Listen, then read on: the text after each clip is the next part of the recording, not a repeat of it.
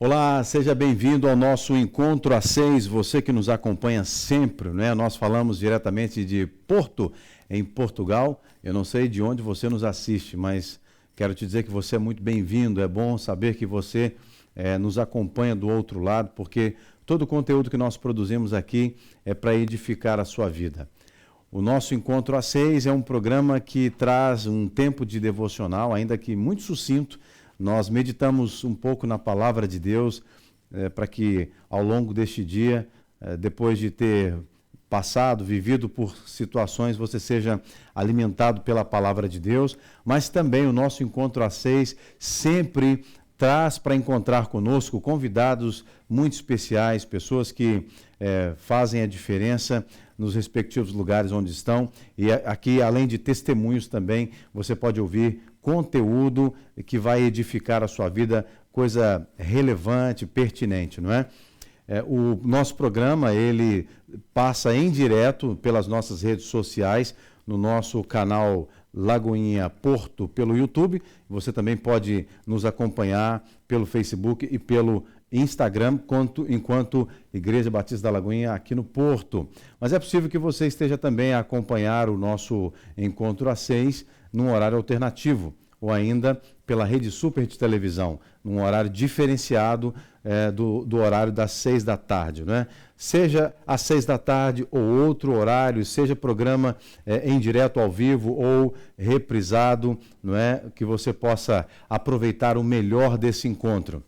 Eu quero dizer que você pode interagir conosco, deixando seus comentários aqui também, na parte de comentários aqui do YouTube. Você também pode mandar mensagens para nós através das nossas redes sociais e ainda você pode enviar mensagens pelo WhatsApp. Nós temos um número de WhatsApp através do qual você fala conosco, deixa seus comentários, suas sugestões, não é? Sugestões de temas, inclusive, e também pode pedir oração, você pode procurar aprender mais sobre a Bíblia, tudo isso através também do nosso canal de WhatsApp. O número de Portugal, tem que colocar mais 351, mais o número 9190 9190 0. Então, a partir de agora, esteja conosco neste encontro, divulgue para os seus amigos, para os seus familiares. Se você ainda não se inscreveu na nossa página, no nosso canal no YouTube Lagoinha Porto, por favor, nos ajude. Queremos que você subscreva-se para que seja avisado, inclusive, dos conteúdos que temos produzidos aqui, inclusive ativando aí as notificações, ok? Bem, a partir de agora, então, já quero convidar, chamar para participar desse bate-papo conosco o nosso convidado, um irmão querido, ilustre, né, vereador, o doutor Irlan Melo, vereador na cidade de Belo Horizonte, lá em Minas Gerais, o meu estado, a minha cidade no Brasil. Doutor Irlan Melo, seja bem-vindo, é uma alegria poder falar com você. Muito obrigado, pastor Jean, também para mim é um privilégio, uma alegria muito grande poder participar aí desse encontro contigo aí às 6 e para mim também é uma alegria muito grande revê-lo. Saudade já do senhor.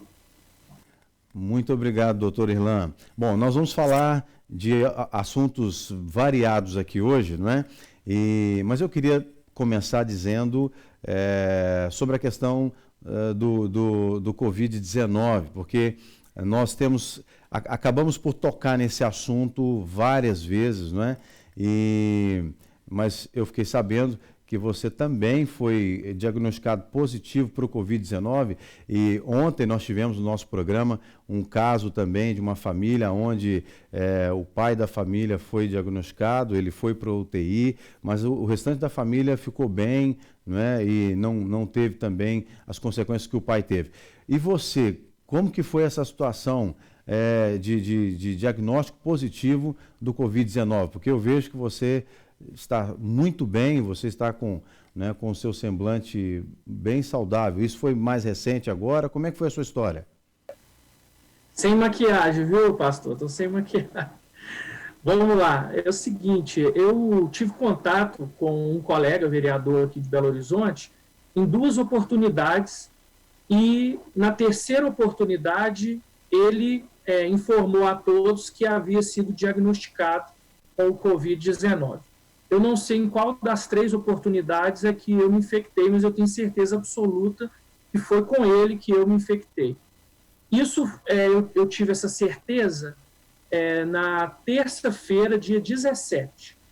E fiz o exame, mas eu estava tendo os seguintes sintomas, pastor: coriza e dor de cabeça. Eram os únicos sintomas que eu estava sentindo. Então, eu fui ao médico, fiz o exame, mas no mesmo dia, minha filha, de 10 anos, ela estava com sintomas de falta de ar e febre, que são sintomas clássicos de quem está com Covid-19. Fizemos os exames, cada um de nós. Para minha surpresa, ela deu negativo, apesar de estar com todos os sintomas, e eu, que só tive esses pequenos sintomas, não tive falta de ar, não tive febre, tive dor no corpo, o meu foi positivo. Então, a partir daí, eu comecei o isolamento. O isolamento foi de 14 dias, começando no dia 17, terminando no dia 31 de março. Eu não fiz aquele isolamento onde eu fico no quarto separado, até porque, você conhece a minha família, eu tenho 4 filhos, a minha esposa, nós ficamos nós 6 separados aqui em casa, juntos, mas não saímos em hipótese alguma, apesar da minha esposa ser enfermeira, ela ficou fora, não saiu também. E a minha filha, que estava com aqueles sintomas, passados 2 dias, acabou também os sintomas. Minha esposa e os outros filhos, se tiveram o Covid-19, nós nem sabemos, porque, de fato, aqui, graças a Deus, os sintomas foram muito leves e estamos todos bem. Minha esposa, por ser da área da saúde, já regressou, já está trabalhando novamente, e eu, na medida do possível, estou voltando, mas com as devidas cautelas, usando máscara, álcool em gel, luvas, na medida do possível, para que a gente possa acabar com esse vírus, na verdade, essa praga que está sobre o mundo, né? Graças a Deus, então, nem você, nem ninguém da sua família tem algum tipo de problema de saúde que pudesse ter sido afetado ou sido complicado por causa da contaminação. Ou seja, a saúde de vocês é uma saúde boa, graças a Deus, né? Graças a Deus, nenhum de nós teve nenhum tipo de intercorrência, e além disso, meus pais e os pais da minha esposa são idosos, então eu não mantive 14 dias de quarentena em relação a eles, nós fizemos 21 dias de quarentena em relação a eles, depois estive com eles rapidamente e retornei, porque também a saudade é muito grande, né? Você imagina, eu praticamente falo com a minha mãe todos os dias e toda semana estou com ela e com meu pai. E, de repente, eu tenho que ficar 21 dias sem poder estar com eles. E eu não podia nem fazer o que alguns, de vez em quando, fazem, né? Que é ir, mas não ficar perto, se ver por uma janela, por um vidro. Nem isso eu podia fazer, porque eu não podia sair de casa. Então, assim, foi um sentimento de muita frustração nesse momento, sabe, pastor? Muita vontade de estar junto, de abraçar, mas sem poder. Então, a gente só ficou na oração mesmo, nesse tempo aí. Mas, graças a Deus, já passou, e o que os especialistas dizem é que, nesse momento, eu estou imune. Para esse vírus, eu não transmito e nem pego ele mais. Eu posso, sim, por exemplo, as minhas roupas serem contaminadas e eu levar para outra pessoa, mas eu mesmo estou imune. Glória a Deus por isso. Glória a Deus por isso, né? Que bom, porque vocês sofreram só o prejuízo da distância, né? De adiar os abraços um pouco mais e não sofreram outros prejuízos. Isso nos traz muita alegria. Infelizmente, nem todas as pessoas, né, passaram pela mesma situação, e a gente sabe que há pessoas que vão, independente se são mais velhas ou não, mas se tem, de repente, alguma complicação na saúde, pode ser contaminado e ser muito afetado. Então, o ideal é que haja realmente, que se evite esse contato, né? Bom, mas eu queria falar um pouquinho, Irlan. O Irlan, o doutor Irlan é um cristão, é um homem de Deus, é um pastor também na sua comunidade de fé e é um vereador em Belo Horizonte. Belo Horizonte tem aproximadamente 3 milhões de habitantes, não é? Hoje, Belo Horizonte, Irlan, você consegue dizer em qual posição do ranking ela está na economia do país, no Brasil? Normalmente Belo Horizonte está entre a terceira e a quarta economia, porque às vezes a gente ultrapassa Brasília, às vezes o Brasília nos ultrapassa, então terceira e quarta economia do país. E uma cidade com 3 milhões de habitantes e com uma posição muito privilegiada no ranking, não é? Certamente ela tem grandes desafios, e num momento como esse, em que um país inteiro, não é? E a gente vive aqui em Portugal com 10 milhões e meio de habitantes, portanto, Belo Horizonte, a cidade de Belo Horizonte, tem praticamente 1/3 da população do país de Portugal, né? E a gente já vê, né, que embora Portugal seja um país menor, também tem muitas complicações, sobretudo nesse tempo de quarentena e de crise econômica, social, crise da saúde, né? Então, no caso de Belo Horizonte, você como vereador em Belo Horizonte, você poderia falar um pouco da perspectiva de quem está do outro lado, não do cidadão, do contribuinte propriamente dito, somente, embora você também seja cidadão e contribuinte, mas para quem está do outro lado, né, no poder legislativo, que tem a responsabilidade de formular leis, projetos de leis que vão favorecer para a população e também de fiscalizar, né, o poder executivo. Como é que o país, ou a cidade, nesse caso especificamente, tem sido afetada nesse momento? O que mudou na rotina do trabalho do legislativo, do poder executivo, nesse momento de quarentena? Bom, pastor, em primeiro lugar, é importante que a gente ressalte que a figura do gestor público, nesse momento, ele está muito na luz, né? Ele está muito em alta. Por quê? Porque as decisões todas serão tomadas pelos gestores públicos. Lá na Câmara Municipal, nada mais, nada menos que dos 41 vereadores, 7 foram infectados, ou seja, 7 sentiram na pele o que é esse vírus. Um, inclusive, que é diabético, ficou internado e passou muito aperto, mas já está bem, todos já estão totalmente recuperados. Nós estamos já nos preparando para fazer reuniões online. Agora, eu sempre me coloco na situação do gestor municipal, do prefeito, em que tem que tomar decisões que são, muitas vezes, decisões duras, difíceis, como, por exemplo, o fechamento do comércio, como, por exemplo, o distanciamento social, o isolamento social, de impedir as pessoas de fazerem exercício. Para você ter uma ideia, aqui as pessoas não estavam respeitando a quarentena, então foi necessário que o prefeito cercasse as principais praças para impedir que as pessoas fossem às praças.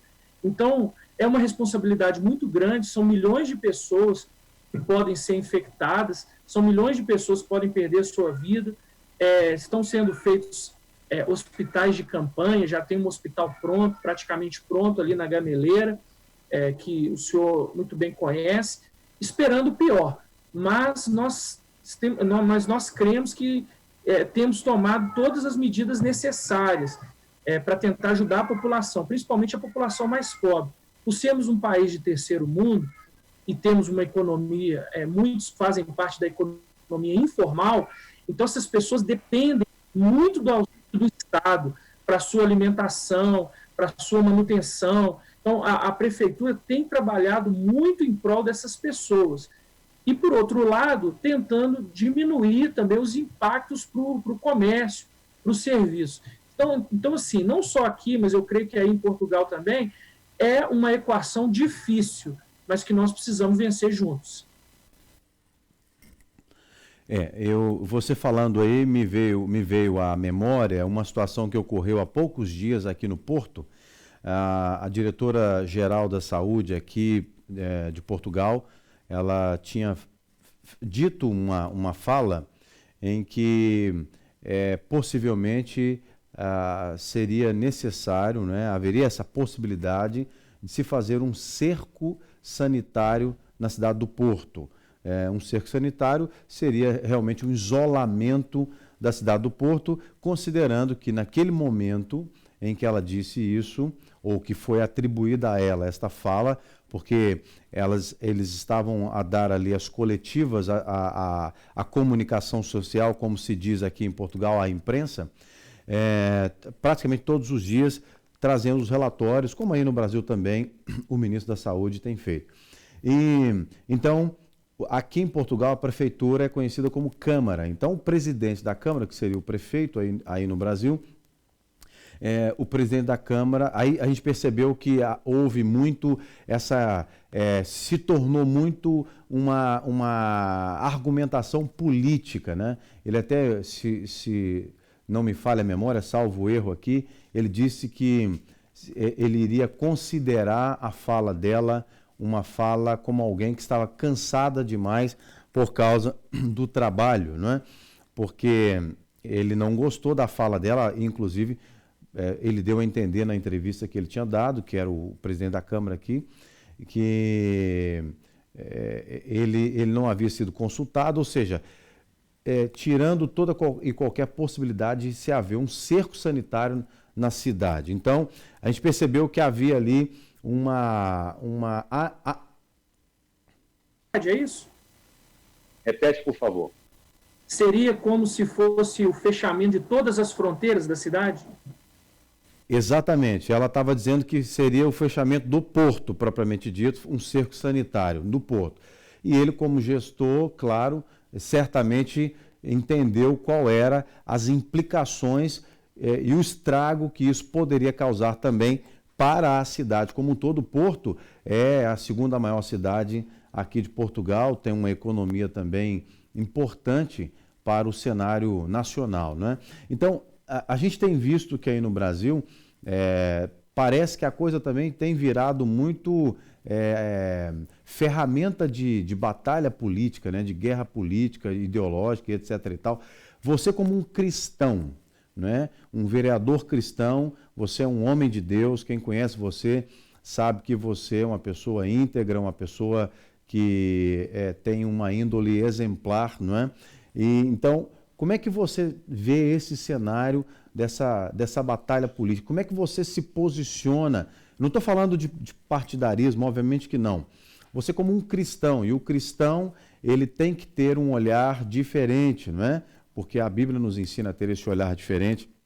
Nós não podemos ter um coração injusto, não podemos entrar em jogo que não é jogado com as ferramentas da verdade, com as ferramentas da luz, etc. e tal. Como é que você vê isso aí, Irlan, como um legislador cristão? Porque eu imagino que deve ser um grande desafio ser um político, um cristão político dentro de um ambiente onde a gente ouve se falar e tem argumentos de que há muitos problemas, né?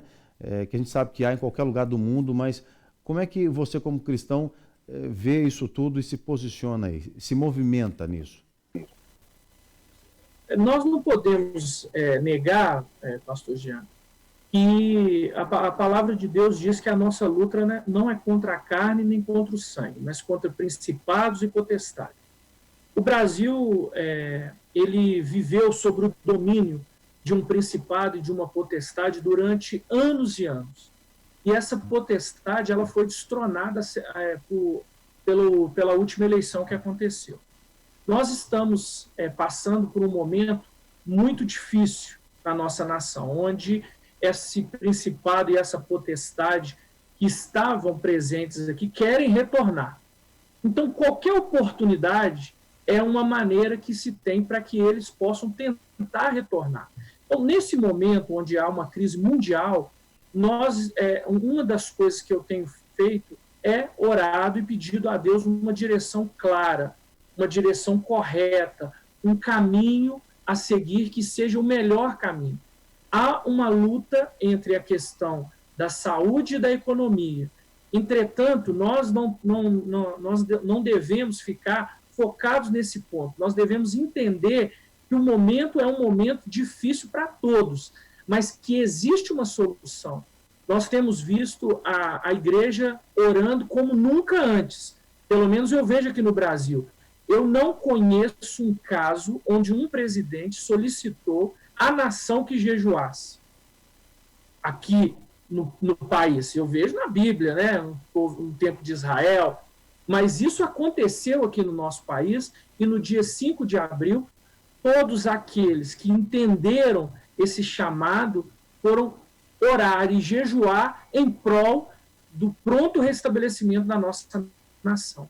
Eu não sou uma pessoa, pastor Jean, de criar muros, mas eu gosto sempre de criar pontes, até porque o meu testemunho precisa falar mais alto do que as minhas palavras. Então eu tento sempre levar isso para os meus colegas gestores e também para os governantes, para que a gente consiga, sim, vencer essa guerra e essa batalha. É muito interessante a sua fala. E, inclusive, é verdade que muita gente que pode nos ouvir a nos ouvir, né? Ou nos assistir, e para entender essa conversa nossa, muita gente que não tem, por exemplo, que não professa fé alguma ou que não crê em Deus, né? Talvez tenha um pouco mais de dificuldade de entender isso que estamos a falar agora, mas a questão espiritual ela é muito forte e o gestor público, o político, seja quem for, mas aqueles principalmente que estão revestidos de uma determinada autoridade, que tem uma posição que pode contribuir ou prejudicar a vida de pessoas, né, precisa ter realmente um discernimento espiritual para que ele consiga ir além daquilo que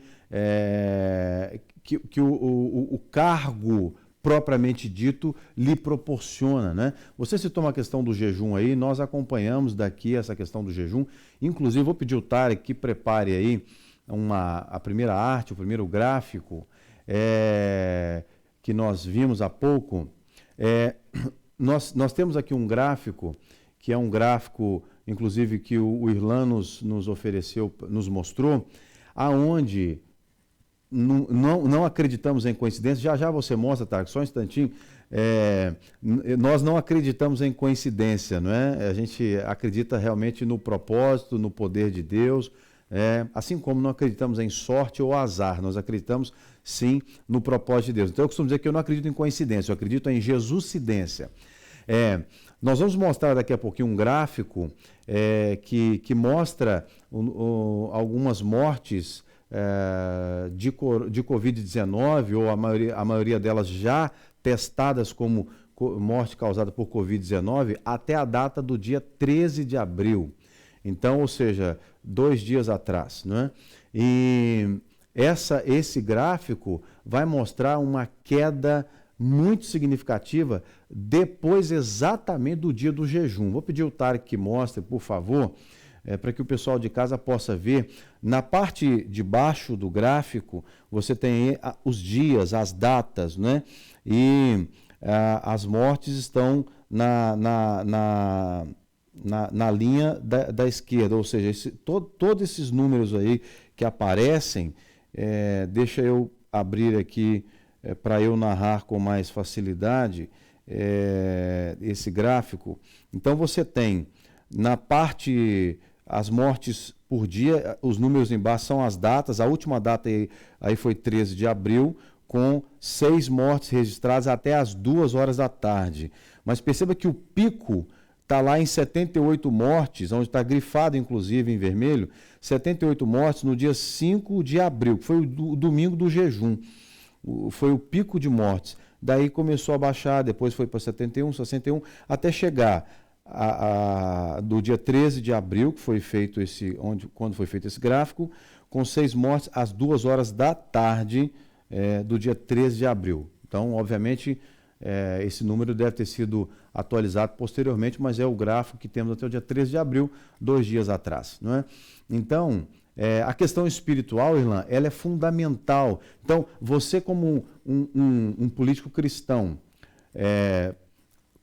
para que as pessoas de casa, porque principalmente o brasileiro, né? Eu acho que o brasileiro tem muito disso, dizer assim, não vou me misturar com política, não quero me envolver com política, mas nós temos que orar pelos políticos e realmente procurar não só orar, mas também escolher pessoas que têm compromisso com Deus, com as coisas de Deus, para que as coisas avancem de uma forma mais saudável, não é? Ou seja, você, como um cristão, pastor inclusive, você não é pastor titular numa igreja, mas era um pastor auxiliar na sua igreja, né, que entendeu o seu chamado para servir a Deus, influenciando na política, correto? Correto, pastor. E a Bíblia fala que nós devemos orar pelas pessoas que estão investidas em autoridade para que tenhamos uma vida boa, uma vida de paz. E eu creio, sim, que Deus, ele age através da oração. Nós temos que crer nisso e saber que isso é uma realidade. Também, como o senhor, não acredito em coincidência. Realmente, já é o poder da oração. Nós estamos fazendo aqui no Brasil. Agora, a fé para muitos é loucura. Para mim, é uma certeza, é o poder de Deus. Mas para muitos é loucura. Não me importa, a Constituição me garante o livre exercício da minha fé, a Constituição brasileira, e eu creio que a declaração também, a Declaração Universal dos Direitos Humanos também garante isso, e eu creio piamente que o Senhor Jesus está interferindo no Brasil através das nossas orações e nós vamos continuar nesse trabalho de oração. É muito importante que a gente não desassocie disso. As pessoas dizem, mas o país é laico. Ok, isso quer dizer o quê? Que ele não vai afetar nenhuma religião, nem privilegiar nenhuma, mas o gestor, ele pode ter sim a sua regra de fé, de conduta, e trabalhar isso. E é o que a gente tem visto no nosso país. Cada um pode exercer a sua fé. Eu estou ali. O que eu creio, pastor, é que a igreja, o evangelho, precisa influenciar a política e não a política influenciar as igrejas e o evangelho. Então, quando a gente trabalha nessa perspectiva, a gente pode realizar aquilo que a palavra diz, que são boas obras.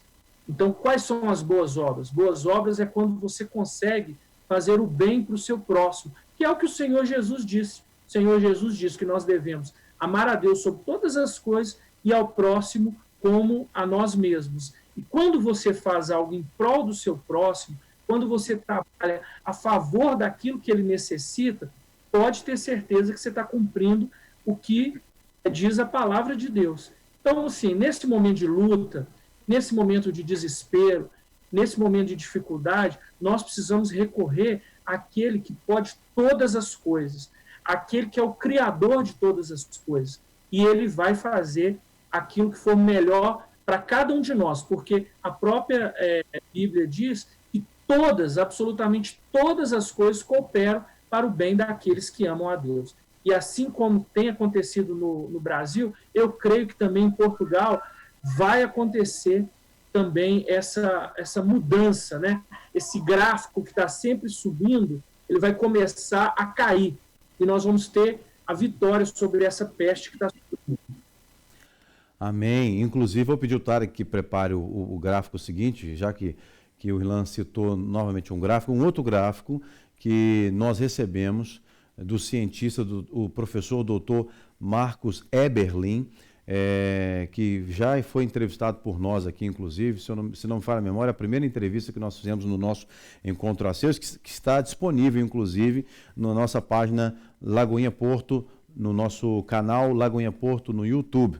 É só procurar lá com o professor Marcos Eberlin. Ele, inclusive, nos últimos dias, escreveu uma carta aberta que foi coassinada por mais 30 cientistas, pelo menos, que são homens que são especialistas em suas respectivas áreas de ciência e que escreveram uma carta para o ministro do Brasil para que ele pudesse liberar o uso da cloroquina e etc. e tal. Bom, mas não era exatamente esse o ponto da questão que eu queria citar.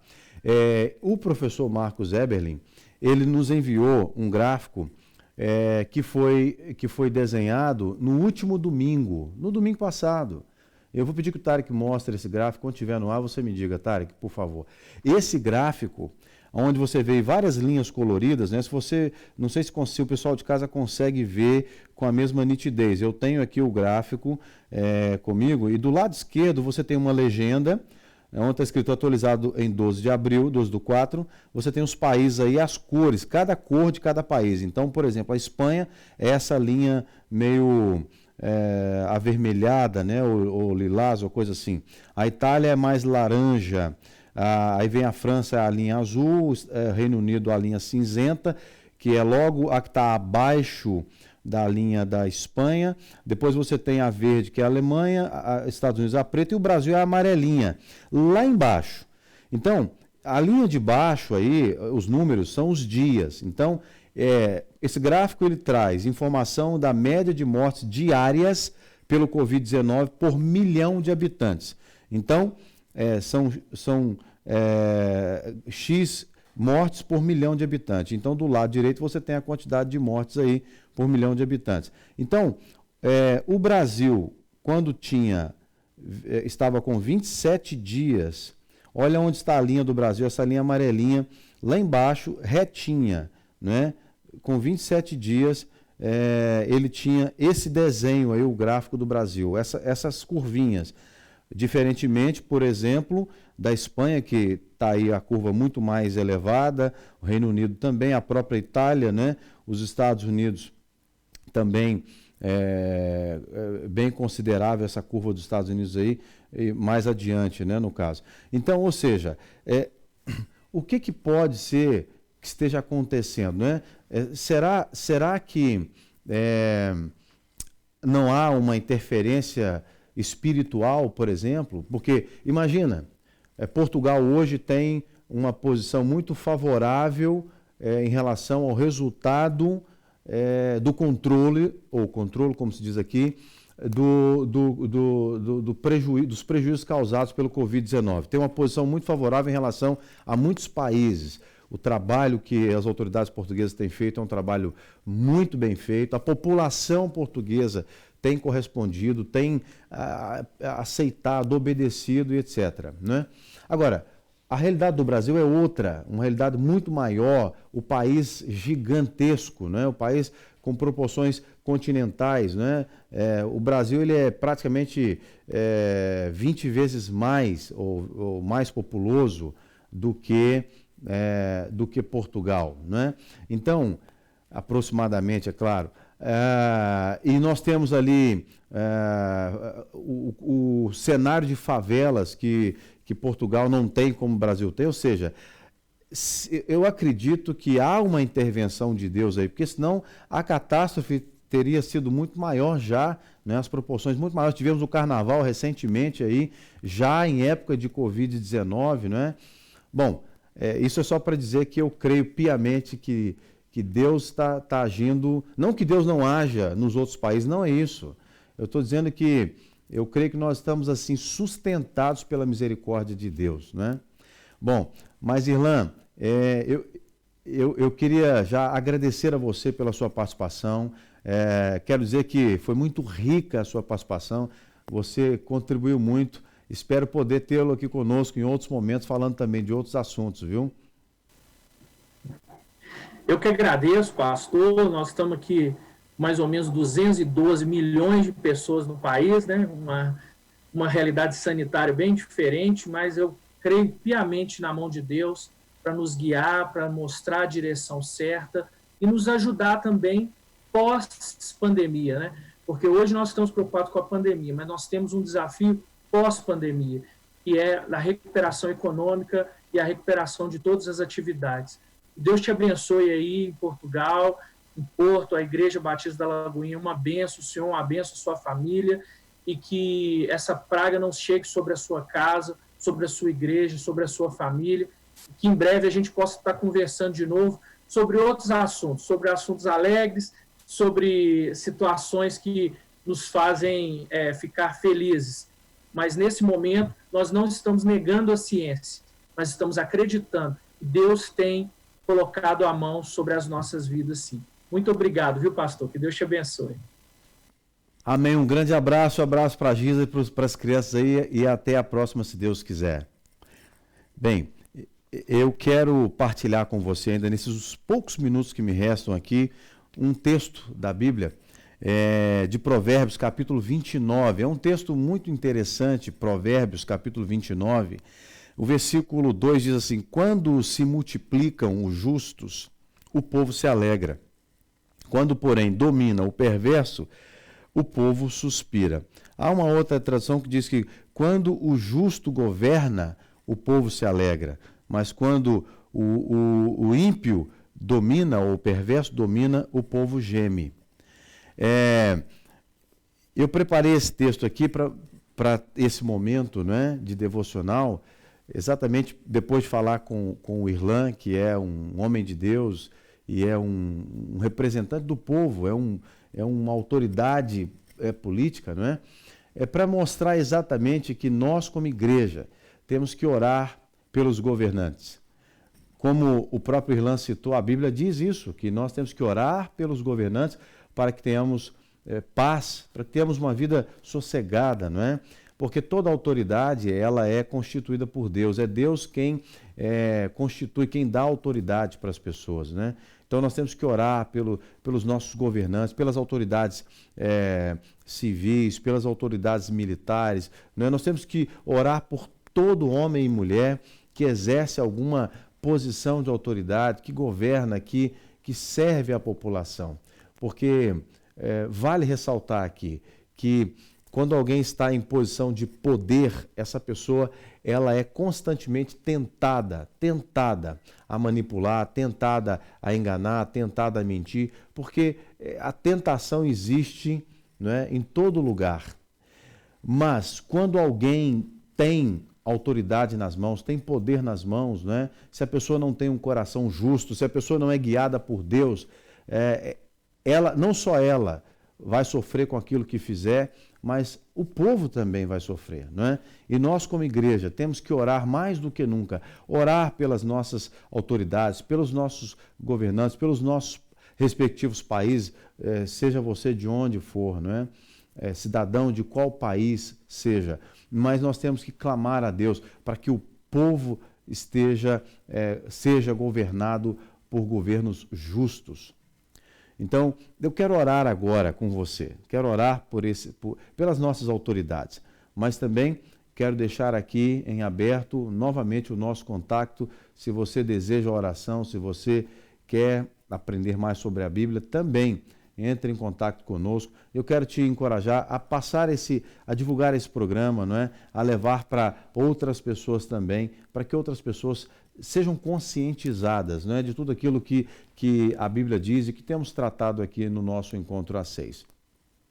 Então, ore comigo agora. Senhor, em nome de Jesus, nós, como igreja, queremos apresentar ao Senhor cada homem e mulher que exerce posição de autoridade, desde o presidente da nação até os vereadores, os secretários de cada município dos nossos respectivos países, não só de Portugal, não só do Brasil, mas de cada nação que existe no mundo.